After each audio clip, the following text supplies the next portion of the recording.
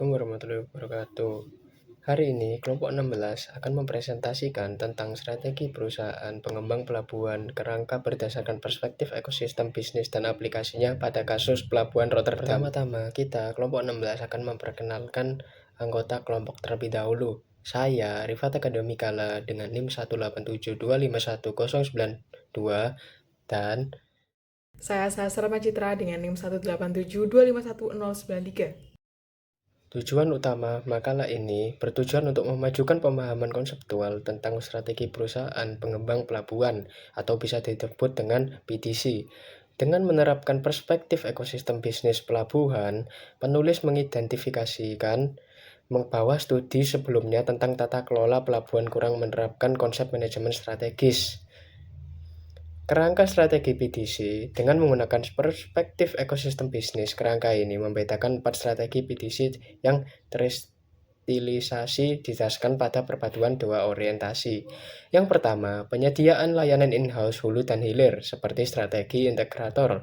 Yang kedua, penyediaan layanan sinergi untuk perusahaan ekosistem seperti strategi penyedia platform. 4 strategi yang diidentifikasi adalah yang pertama, minimalis, yang kedua, integrator, yang ketiga, penyedia platform, yang terakhir, integrator ambidextrous dan penyedia platform.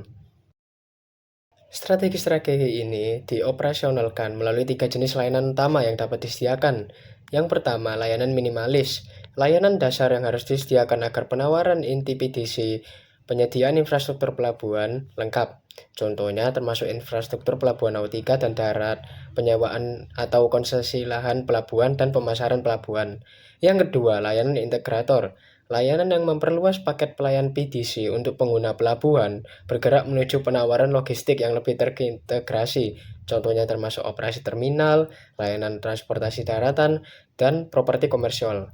Yang ketiga, layanan ekosistem, layanan yang bertujuan untuk meningkatkan efisiensi dan produktivitas operasi pihak ketiga yang aktif di PPE, sehingga membuat ekosistem lebih menarik. Contohnya, meliputi infrastruktur dan layanan energi intra-ekosistem, layanan pertukaran data, dan layanan untuk mempercepat adaptasi inovasi. Untuk temuan studi kasus Port of Rotterdam atau POR ini, pendekatan ini diuji melalui studi kasus Port of Rotterdam Authority atau POR, PDC milik negara yang mengelola kompleks pelabuhan Rotterdam. Studi kasus ini menghasilkan 3 kesimpulan penting. Yang pertama, relevansi layanan. POR menyediakan 15 dari 18 jenis layanan yang diidentifikasi. Mengonfirmasi relevansi kategorisasi layanan ini, semua 6 layanan minimalis, semua 6 layanan ekosistem, dan 3 dari 6 layanan integrator. Yang kedua, strategi POR. POR ini mengikuti strategi penyedia platform. Keterkaitan POR dalam layanan integrator relatif terbatas, terutama di ceruk pasar tertentu. Sedangkan mereka mengembangkan rangkaian layanan ekosistem yang substansial. Yang terakhir adalah fokus yang meningkat. Peningkatan layanan ekosistem menjadi bagian yang semakin penting dari kegiatan POR. Jumlah layanan ekosistem yang disediakan telah bertambah antara tahun 2006 dan 2021. Selain itu, investasi dalam layanan ekosistem meningkatkan secara signifikan, mencapai lebih dari 10% dari total investasi POR pada periode 2019 hingga 2021, dibandingkan dengan di bawah 5% pada periode 2006 hingga 2016. Jadi dapat disimpulkan bahwa perspektif ekosistem bisnis memberikan wawasan baru tentang strategi PDC, terutama dengan membedakan antara layanan integrator dan layanan ekosistem.